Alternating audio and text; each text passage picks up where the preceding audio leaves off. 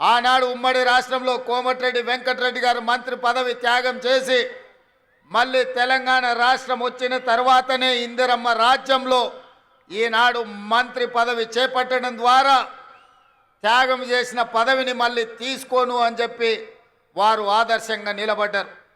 వీరే కాదు, మలిదశ తెలంగాణ ఉద్యమంలో ఆత్మ బలిదానం చేసుకున్న అమరవీరుడు శ్రీకాంతాచారి ఈ ప్రాంతానికి చెందిన వాడే. ఈ నల్గొండ జిల్లా తెలంగాణ ఉద్యమంలో తొలిదశ మలిదశ తెలంగాణ ఉద్యమంలో ఈ నల్గొండ ప్రాంతం పోషించిన పాత్ర ఎవరు మర్చిపోలేనిది. అదే కాదు, ఎప్పుడు ఈ గడ్డ మీద కాలు పెట్టినా నల్గొండ గాలి పీల్చుకుంటే ఆనాటి సాయుధ రైతాంగ పోరాటమే గుర్తుకొస్తుంది. ఆనాడు నిజాంలకు వ్యతిరేకంగా రజాకర్ల అరాచకాలకు అడ్డంగా నిలబడి భూమి కోసం, భుక్తి కోసం, విముక్తి కోసం ఈ నల్గొండ గడ్డ మీద ఆడబిడ్డలు నడుం బిగించి ఒడిసేలలో రాళ్ళు పెట్టి ఒడివడిగా కొడుతూ నిజాంలను దిగంతాలకు తరిమి కొట్టిన సాయుధ రైతాంగ పోరాటానికి నాయకత్వం వహించిన ఈ నల్గొండ గడ్డ గాలి పీల్చుకుంటేనే ఆ ఉద్యమ స్ఫూర్తి వస్తుంది.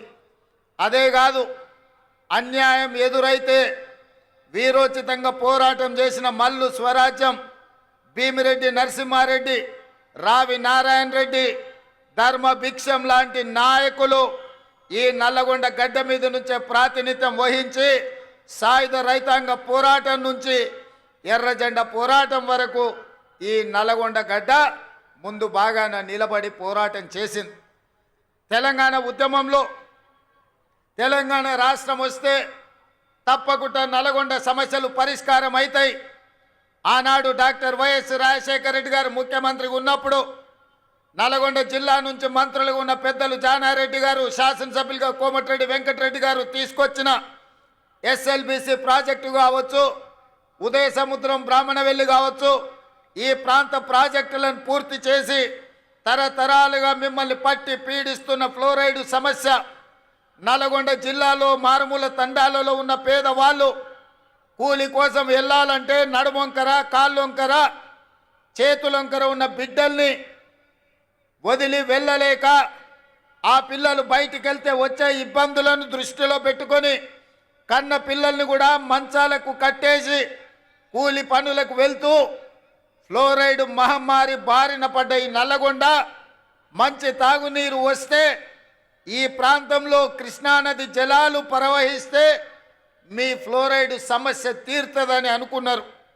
ఆ ఫ్లోరైడ్ సమస్యను తీర్చడానికి 44 కిలోమీటర్ల టన్నెల్ నిజంగానే కోమటిరెడ్డి వెంకటరెడ్డి గారు చెప్పినట్టు ఉత్తమ్ కుమార్ రెడ్డి గారి నాయకత్వంలో ఒకవేళ ఆనాడే తెలంగాణ రాష్ట్రంలో చంద్రశేఖరరావు గారు 10 సంవత్సరాలు ఎస్ఎల్బిసి టన్నెల్ 44 కిలోమీటర్లు, ప్రపంచంలోనే ఇంత పొడవైన టన్నెల్ ఎక్కడా లేదు. టన్నెల్ బోర్ మిషన్ ద్వారా అత్యంత అధునాతనమైన సాంకేతిక నైపుణ్యంతో ఆ టన్నెల్ను పూర్తి చేసి నల్గొండ జిల్లాకు దాదాపుగా 3.5 లక్షల ఎకరాలకు నీళ్ళు ఇవ్వడమే కాకుండా 500 పైగా గ్రామాలకు తాగునీటిని ఇవ్వడం ద్వారా శాశ్వతంగా ఫ్లోరైడ్ మహమ్మారిని పాతి పెట్టాలి అని ఆనాడు ప్రణాళికలు సిద్ధం చేశారు.